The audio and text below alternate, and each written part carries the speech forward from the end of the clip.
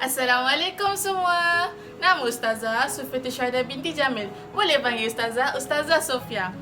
Pertama-tama, agar pembelajaran kita ini diberkati Allah, mari kita membaca doa sebelum belajar.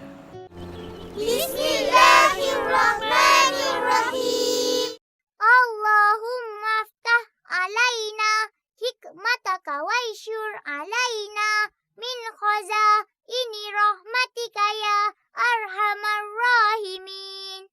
Amin. Hasan Al-Basri pernah berkata, barang siapa belajar sesuatu semata-mata kerana Allah, maka dia akan menang. Dan barang siapa yang belajar sesuatu kerana selain Allah, maka dia tidak akan mencapai tujuannya dan pengetahuan yang diperolehinya tidak akan membawa lebih dekat kepada Allah. Oleh itu, sebelum kita memulakan pembelajaran kita, Ustazah minta semua letak tangan di dada, mari kita niat bersama-sama. Bismillahirrahmanirrahim. Saja aku belajar kerana Allah Ta'ala.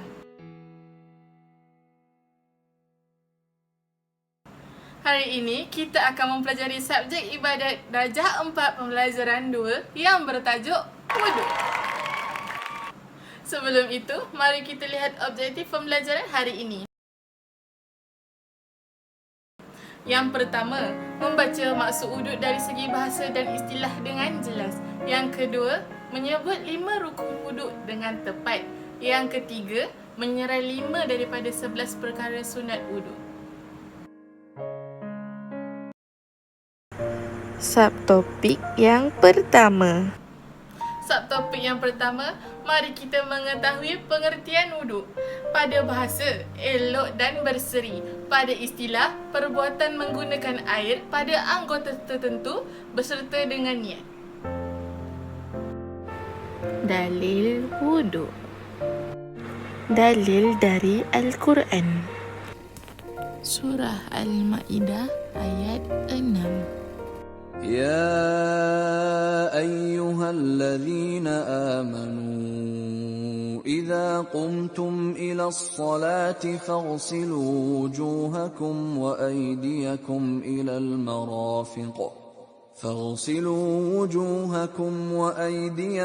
إلى المرافق وامسحوا برؤوسكم وأرجلكم إلى الكعبين. Maksudnya, wahai orang-orang yang beriman, apabila kamu hendak mengerjakan sembahyang padahal kamu berhadas kecil, maka berwuduklah, iaitu basuhlah muka kamu dan kedua belah tangan kamu meliputi siku dan sapulah sebahagian daripada kepala kamu dan basuhlah kedua belah kaki kamu meliputi buku lali. Dalil dari hadis. وقد روى مسلم في صحيحه من طريق أبي الزبير عن جابر عن عمر بن الخطاب أن رجلا تواضع فترك موضع صفور على قدمه فأبصر النبي صلى الله عليه وسلم فقال ارجع فأحسن وضوءك. Maksudnya, Imam Muslim meriwayatkan di dalam kitab sahihnya melalui jalur Abu Zubair dari Jabir dari Umar ibn al-Khattab bahawa seorang lelaki melakukan wuduk dan meninggalkan bahagian sebesar kuku tanpa terbasuh pada telapak kakinya. Nabi SAW melihatnya, maka Nabi SAW bersabda, kembalilah dan lakukan semula wudukmu dengan baik. Subtopik yang kedua. Seterusnya, subtopik kedua. Mari kita mengenali rukun-rukun wuduk. Yang pertama, niat.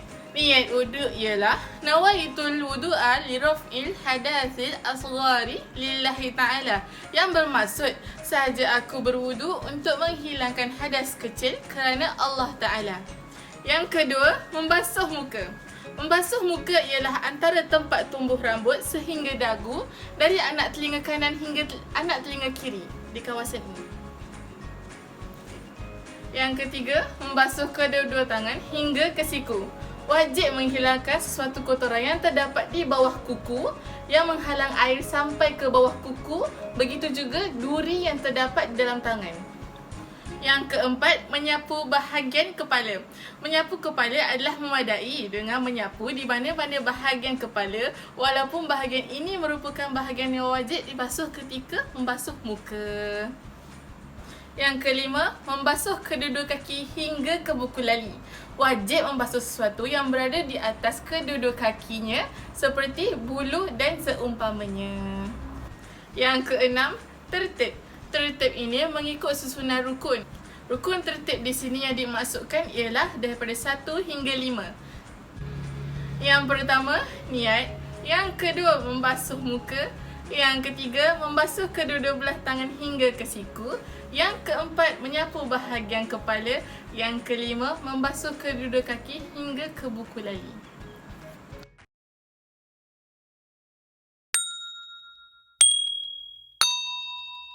Masa untuk rehat. Mari kita mengalunkan zikir bersama-sama. يا ربنا اعترفنا بأننا اقترفنا وآننا أسرفنا على لظى أسرفنا يا ربنا اعترفنا بأننا اقترفنا وآننا أسرفنا على لظى أسرفنا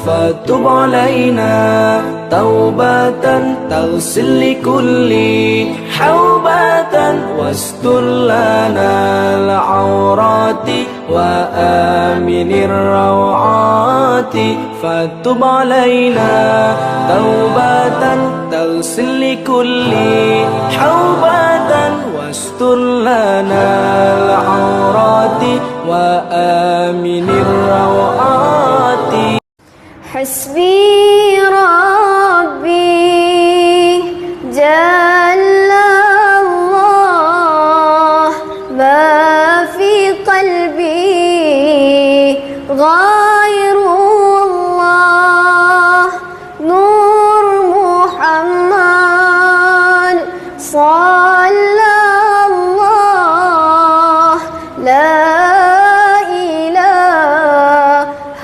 إلا الله إن الحبيب المصطفى ذو رفة وذو وفاء وذكره فيه شفاء إذا تمادى بالعلل وذكره فيه شفاء إذا تمادى بالعلل نلنا به طول المدى نصرا على كل العدا نلنا به طول المدى نصرا على كل العدا يسرنا أن يفتدى بالروح منا والمقل يسرنا أن يفتدى بالروح منا والمقل. Subtopik yang ketiga. Selanjutnya, kita pergi ke subtopik yang ketiga iaitu perkara-perkara sunat wudu. Yang pertama, membaca A'udzubillahi minasyaitonirrajim dan Bismillahirrahmanirrahim sebelum mengambil wudu. Yang kedua, membasuh kedua-dua tapak tangan hingga ke pergelangan tangan. Yang ketiga, berkumur-kumur. Yang keempat, menyedut air ke dalam hidung. Yang kelima, menyapu air ke seluruh kepala. Yang keenam, menyapu dua telinga luar dan dalam dengan air yang lain selain daripada air menyapu kepala. Yang ketujuh, menyeliti janggut. Yang ke-8, menyeliti semua anak jari kedua-dua tangan dan kaki agar air mudah mengalir sampai di celah-celahnya walaupun tanpa menyeliti. Yang ke-9, mendahului tangan dan kaki di sebelah kanan daripada yang kiri. Yang ke-10, melakukan semua perbuatan fardu dan sunat sebanyak 3 kali. Yang ke-11, berturut-turut. Yang ke-12, bersederhana menggunakan air tanpa berlebihan. Yang ke-13, menghadap kiblat ketika berwudu. Yang ke-14, tidak bercakap-cakap ketika berwudu. Yang terakhir, yang ke-15, tasyahud dan berdoa setelah selesai berwudu. Bacaan tasyahud ialah asyhadu an la ilaha illallah wahdahu la syarikalah wa asyhadu anna Muhammadan abduhu wa rasuluh, yang bermaksud aku bersaksi bahawa tiada Tuhan yang berhak disembah selain Allah dan tidak ada sekutu baginya, dan aku bersaksi bahawa Nabi Muhammad itu hamba dan utusannya. Dan doanya, Allahumma ja'alni minat tawabin wa ja'alni minal mutatahhirin, yang bermaksud, ya Allah, jadikanlah aku termasuk di antara orang-orang yang bertaubat dan jadikanlah aku di antara orang-orang yang sentiasa menyucikan diri. Subtopik yang keempat. Seterusnya, mari kita menelusuri perkara makruh ketika berwudu. Yang pertama, menggunakan air secara berlebihan. Dalam isu berwudu, ada satu riwayat menyebutkan larangan israf, iaitu berlebihan, dalam menggunakan air bagi tujuan berkenaan. Ini berdasarkan satu riwayat daripada Abdullah ibn Umar bin Al-Ash. Beliau berkata, maksudnya, sesungguhnya Rasulullah SAW lalu di suatu kawasan dan melihat Sa'ad sedang berwudu. Lalu baginda bersabda, kenapakah israf, iaitu berlebihan ini? Maka Sa'ad menjawab, adakah pada wudu juga terdapat israf? Lalu baginda menjawab, ya, sekalipun kamu berada di sungai yang mengalir. Riwayat Ibnu Majah. Yang kedua, mendahulukan basuhan tangan dan kaki kiri daripada yang kanan.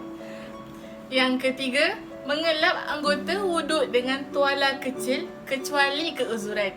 Yang keempat, menyimbah air ke muka.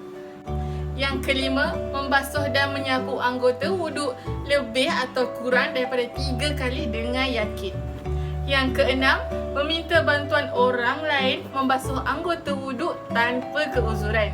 Yang ketujuh, berkumur-kumur dan memasukkan air ke dalam hidung secara berlebihan bagi orang yang berpuasa. Subtopik yang kelima. Subtopik yang terakhir, mari kita menerokai perkara yang membatalkan wudu. Yang pertama, keluar sesuatu daripada salah satu dua jalan, iaitu kubul dan dubur dengan yakin. Yang kedua, tidur tidak tetap papan punggungnya. Yang ketiga, hilang akal dengan sebab mabuk, gila, sakit, pengsan atau pitam. Kerana apabila hilang akal, seseorang itu tidak mengetahui keadaan dirinya. Yang keempat, bersentuhan kulit lelaki dan perempuan yang halal nikah atau ajnabi, iaitu bukan mahram, walaupun telah mati. Yang kelima, menyentuh kemaluan, kubul atau dubur manusia dengan perut tapak tangan walaupun kemaluan sendiri. Yang keenam, murtad, iaitu keluar dari agama Islam.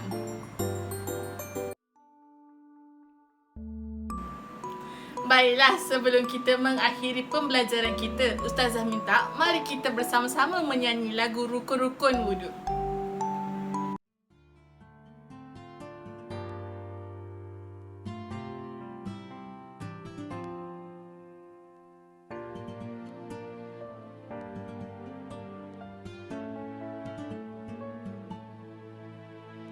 Mula-mula niat di hati, nawaitul wudu'a lillahi ta'ala. Kemudian membasuh muka, pastikan rata. Basuh tangan hingga ke siku, sapu sikit air di kepala. basuh dua kaki hingga buku lali, tertib di akhirnya. Wahai rakan-rakan, ayo kita hafaz rukun wudu ini, supaya wudu kita akan jadi sempurna. Solat diterima, solat diterima, Allah akan sayang kita. Kawan, ayo kita hafaz rukun wudu ini, supaya wudu kita akan jadi sempurna. Solat diterima, Allah sayang kita. Inilah lagu rukun wudu. Mari kita ulang nyanyi sekali lagi.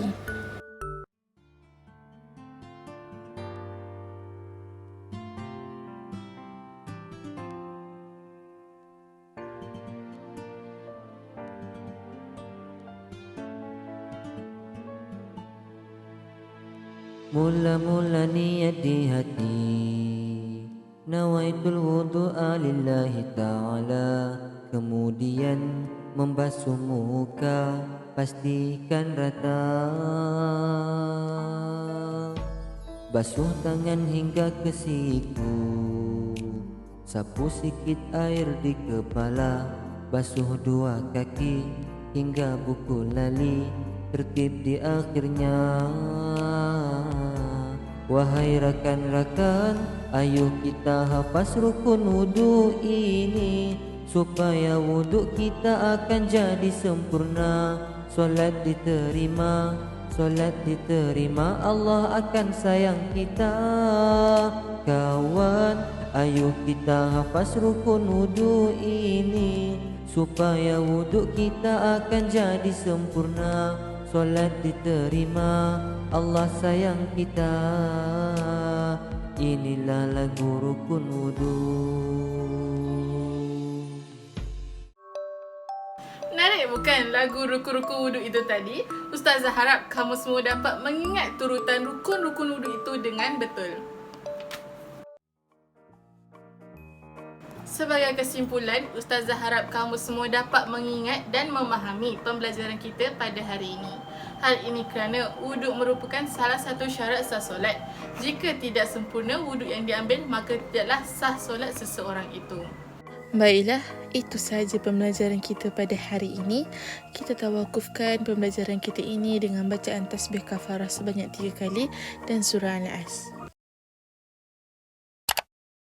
Subhanakallahumma wa bihamdika ashhadu an la ilaha illa anta astaghfiruka wa atubu ilaik. Subhanakallahumma wa bihamdika ashhadu an la ilaha illa anta astaghfiruka wa atubu ilaik. Subhanakallahumma wa bihamdika ashhadu an la ilaha illa anta astaghfiruka wa atubu ilaik. A'udzu billahi minasy syaithanir rajim. Bismillahirrahmanirrahim. Wal 'asri innal insana lafi khusr illa alladhina amanu wa 'amilus shalihat wa tawasaw bil haqqi wa tawasaw bis sabr. Ustazah mengucapkan selamat maju jaya kepada semua. Selain itu, Ustazah ingin mengingatkan juga jaga kebersihan, jaga kesihatan dan jaga keselamatan dan lagi pada musim pandemik COVID ini. Jaga jarak sosial, pakai pelitup muka dan selalu cuci tangan. Yang penting, kita jaga kita. Sekian, Assalamualaikum warahmatullahi wabarakatuh.